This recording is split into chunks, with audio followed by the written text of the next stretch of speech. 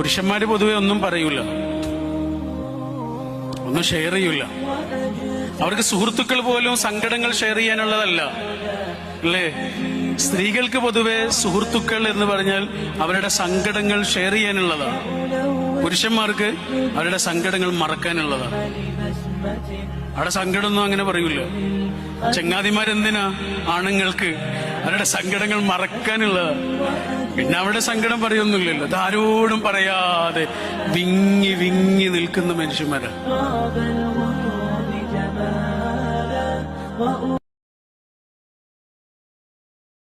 നിങ്ങൾ ആലോചിച്ചിട്ടുണ്ടോ പണ്ടൊക്കെ നമ്മൾ എത്ര മനുഷ്യരെയാണ് കാണുന്നത്?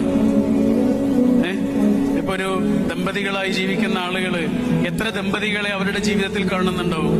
വളരെ കുറച്ച് ആളുകളല്ലേ കാണുന്നുള്ളൂ. കുടുംബത്തിലുള്ള കുറച്ച് ആളുകള്, നാട്ടിലുള്ള കുറച്ച് ആളുകൾ മാത്രമല്ലേ കാണുള്ളൂ. ഇന്നോ ഭൂമിയിൽ എവിടെയുമുള്ള ദമ്പതികളെ ഇവർക്ക് കാണാം, ഭൂമിയിൽ എവിടെയുള്ള മനുഷ്യരെ കാണാം, അവരുടെ ജീവിതത്തെ കാണാം, അവരുടെ ആനന്ദങ്ങളെ കാണാം, അവർ ജീവിതത്തെ എങ്ങനെ സമീപിക്കുന്നു എന്ന് കാണാം. അപ്പൊ നമ്മുടെ ഉള്ളിൽ എന്താ ഉണ്ടാവുക? നമ്മുടെ ഉള്ളിൽ നമ്മുടെ ജീവിതത്തെ കുറിച്ചുണ്ടാകുന്ന ചില നിരാശകളുണ്ട്. ആ നിരാശ ഉണ്ടാക്കുന്ന വലിയ പ്രശ്നങ്ങളുണ്ട്. നമ്മുടെ ജീവിതത്തെ കുറിച്ചുള്ള സന്തോഷം നഷ്ടപ്പെടുന്ന വലിയ ആഘാതങ്ങളുണ്ട്. ഇന്ന് ലോകം അനുഭവിക്കുന്ന വലിയ പ്രശ്നങ്ങളിൽ ഒന്നാണത്.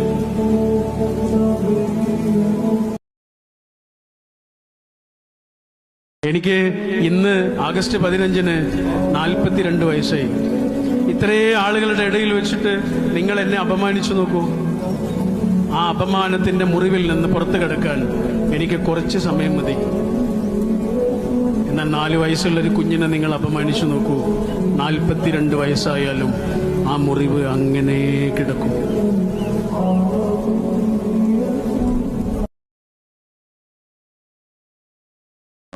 ഇവിടെ കുറെ ആണുങ്ങൾ ഇരിക്കുന്നില്ലേ?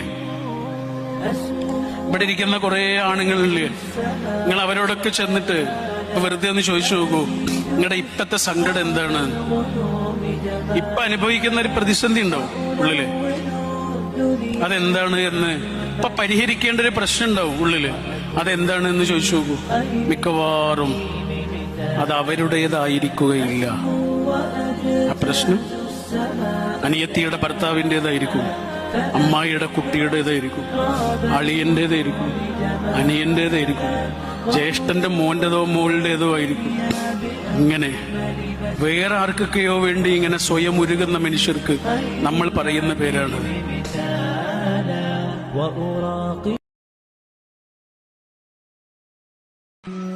എനിക്ക് തോന്നാറുണ്ട്, ഉള്ളിലൊരു ഗർഭപാത്രമുണ്ട് എന്ന ഒരൊറ്റ കാരണം കൊണ്ട് ഒരു പെണ്ണ് കടന്നു പോകുന്ന അനുഭവങ്ങൾ എത്ര വലുതാണ്. ഉള്ളിലൊരു ഗർഭപാത്രമുണ്ട് എന്ന ഒരൊറ്റ കാരണം കൊണ്ട് ഒരു പെണ്ണ് കടന്നു പോകുന്ന തീക്ഷ്ണമായ അനുഭവങ്ങൾ എത്രയേറെയാണ്.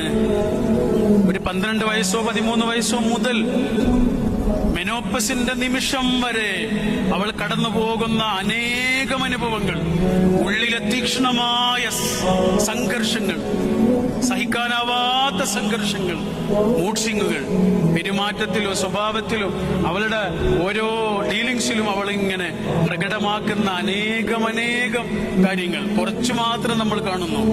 എത്ര തീക്ഷ്ണമായിരിക്കും അയാളുടെ ഉള്ളിൽ അയാൾ അനുഭവിക്കുന്ന കാര്യങ്ങൾ. അവൾക്ക് വേണ്ടിയിട്ടാണോ? അവൾക്ക് വേണ്ടിയിട്ടല്ലല്ലോ, ഈ മനുഷ്യ വംശത്തിന് വേണ്ടി.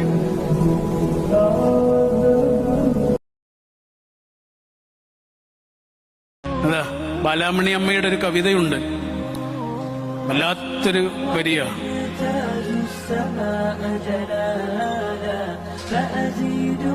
ആരുള്ളൂ മരിച്ചവർക്ക് അപരാധി ഞാനെന്നൊരാടലേശാതെ. ആരുള്ളൂ മരിച്ചവർക്ക് അപരാധി ഞാനെന്നൊരാടലേശാതെ.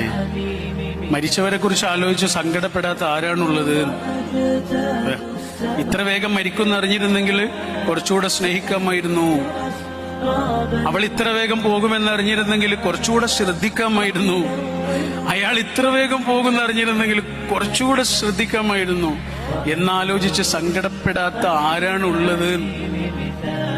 ആരുള്ളൂ മരിച്ചവർക്ക് അപരാധി ഞാനെന്നൊരാടലേശ.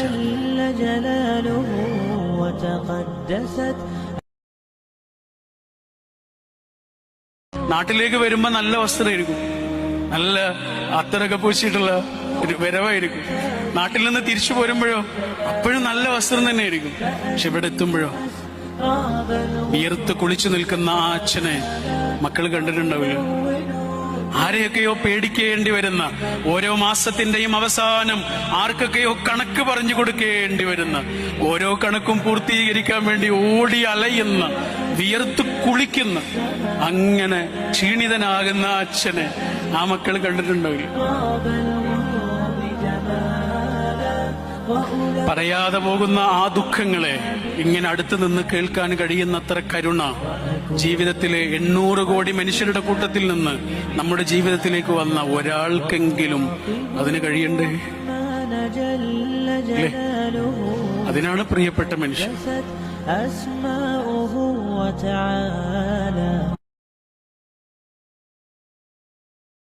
ശിഹാബുദ്ദീൻ പൊയ്ത്തുംകടവിന്റെ ഒരു സ്റ്റോറി ഉണ്ട്. അതില് അദ്ദേഹം ഒരു അച്ഛനെ കുറിച്ച് പറയാ. അതിങ്ങനെ പറഞ്ഞ് അവസാനം പറയണത് എന്താണെന്നറിയോ?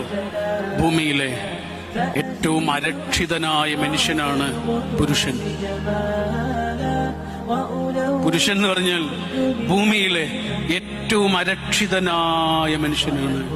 ഒരു സമയം കഴിഞ്ഞാൽ അയാളെ ആർക്കും വേണ്ട, അയാളുടെ മക്കൾക്ക് പോലും അയാളെ വേണ്ട, അയാളുടെ കുടുംബത്തിൽ പോലും അയാൾ ആരുമല്ലാതായി തീർന്ന് ഇങ്ങനെ സ്വയം ഉരുകി അയാളിങ്ങനെ പതുക്കെ അന്യത്വത്തിലേക്ക് ഇങ്ങനെ അനുഭവിക്കാൻ തുടങ്ങും എന്ന് പറഞ്ഞിട്ട് അദ്ദേഹം ആ കഥ അവസാനിപ്പിക്കുന്നത് ഇങ്ങനെ: മുറ്റത്തെ മുല്ലമരത്തിന്റെ ചെടി, മുറ്റത്തെ കുറ്റിമുല്ലയുടെ ചെടി കുറെ കാലം കഴിഞ്ഞിട്ട് ഒരു ചൂലായി മൂലക്കലിരിക്കുന്നത് പോലെ അയാളുടെ നല്ല കാലം മുഴുവനും വേറെ ആർക്കൊക്കെയോ വേണ്ടി ഇങ്ങനെ ഊറ്റി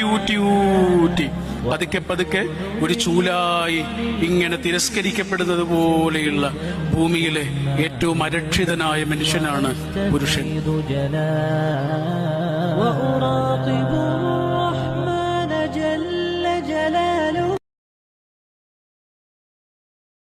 ഷൂസെ സെരമാവോ എന്നൊരു വലിയ ഇംഗ്ലീഷ് എഴുത്തുകാരനുണ്ട്. ഷൂസെ സെരമാവോ വലിയ ഒരു എഴുത്തുകാരനാണ്, മഹാനായ എഴുത്തുകാരനാണ്.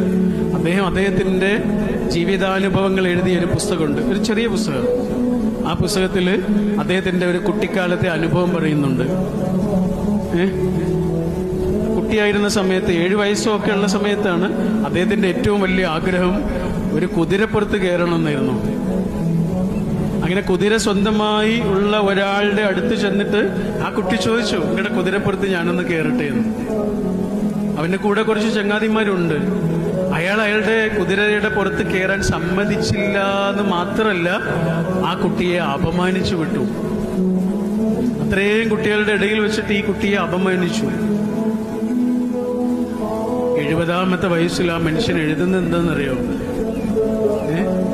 ഞാൻ ഒരിക്കലും കയറിയിട്ടില്ലാത്ത ആ കുതിരപ്പുറത്ത് നിന്ന് വീണതിന്റെ മുറിവ് 70ാമത്തെ വയസ്സിലും നീറ്റുന്നുണ്ട്.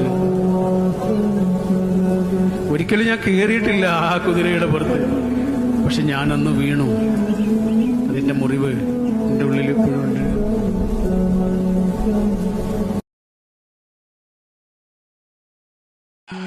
എന്തിനാണ് പ്രിയപ്പെട്ട മനുഷ്യൻ ഒരാൾ പറയാത്തതൊക്കെ ശ്രദ്ധിക്കാനോ? വളരെ കുറച്ചേ മനുഷ്യർ പറയൂ, ബാക്കി കൂടി അറിയാൻ കഴിയുന്ന അത്രയും ഇങ്ങനെ ചേർന്ന് നിൽക്കാനാണ് പ്രിയപ്പെട്ട മനുഷ്യൻ. പെർഫെക്റ്റായ മനുഷ്യരെ നമുക്ക് ഈ ഭൂമിയിൽ നിന്ന് കിട്ടൂല. അതാണ് perfection is not a status, it is a process. പെർഫെക്ഷനെ തൊടാൻ കഴിയൂല, തേടാനേ കഴിയൂ. അതാണ് പ്രത്യേകത. എല്ലാം തികഞ്ഞ മനുഷ്യന്മാരെ സ്നേഹിക്കാനും കൂടെ ജീവിക്കാനും വളരെ എളുപ്പമായിരിക്കും, പക്ഷെ ഈ ഭൂമിയിൽ നിന്ന് കിട്ടൂല. പെർഫെക്ഷൻ ഉള്ള മനുഷ്യരാണ് എന്ന് നമുക്ക് തോന്നുന്ന അനേക മനുഷ്യരിലേക്ക് നമ്മുടെ കൊതികൾ പായും.